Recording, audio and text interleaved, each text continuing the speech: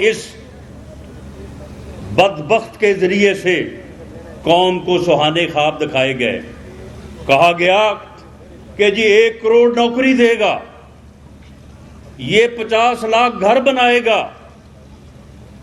اس کا ایک وزیر ہے جسے لوگ دیکھ کے کوئی اس قسم کی جو ہے وہ لوگوں کے ذہن میں خیالات آتے ہیں کہ میں ان کا ذکر نہیں کر سکتا.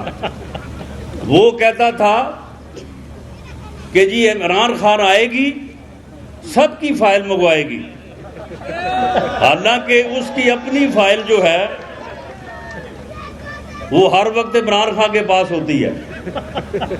سب کی فائل منگوائے گی اور $200 ارب 3 دن میں پاکستان لائے گی.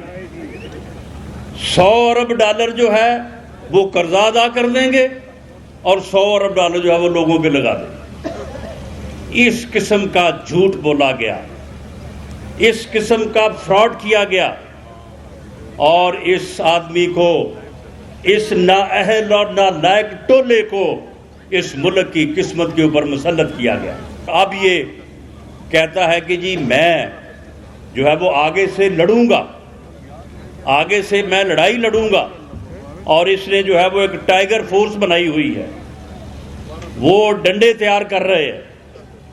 انشاءاللہ تعالیٰ یہ ڈنڈے لے کے آئیں, انہی ڈنڈوں کے اوپر ان کو کھڑا کریں گے انشاءاللہ تعالیٰ.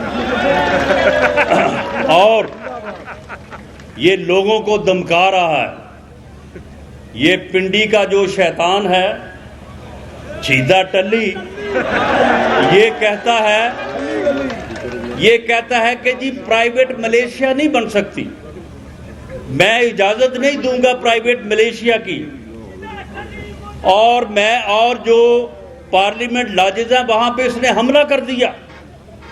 JUIF کے 2 MNAs کو گرفتار کر لیا کہ جی ان کے ساتھ تو پرائیویٹ ملیشیا ہے, انصار الاسلام ان کے ساتھ ہے. اور اب اس سے کوئی پوچھے کہ یہ ویڈیوز پورے سوشل میڈیا پہ چل رہی ہیں, یہ پورے میڈیا کے اوپر چل رہی ہیں, تو یہ پرائیویٹ ملیشیا نہیں ہے. اس ماں کا تمہیں جو ہے وہ خیال نہیں آ رہا, اسے یہ تمہیں نظر نہیں آ رہی. یہ جو ٹائیگر فورس والے جو ہے وہ ڈنڈے تیار کر رہے ہیں.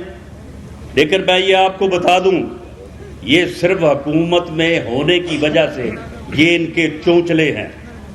یہ ٹائیگر فورس انشاءاللہ تعالی ان کی حکومت ختم ہونے کی دیر ہے.